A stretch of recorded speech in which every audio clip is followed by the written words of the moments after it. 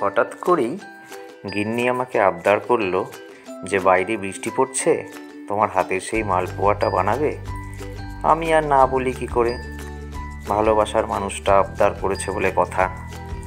প্রথমে সুজি, ময়দা, চিনি, দুধ, সামান্য নুন আর একটু মৌরি দিয়ে রেস্টে রাখলাম।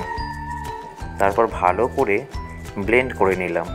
তবে হ্যাঁ, গিন্নিকে বলেছিলাম মালপোয়া বানিয়ে খাওয়াতে পারি, তবে একটা শর্তে, যতক্ষণ বানাবো ততক্ষণ আমার পাশেই দাঁড়িয়ে থাকতে হবে কিন্তু।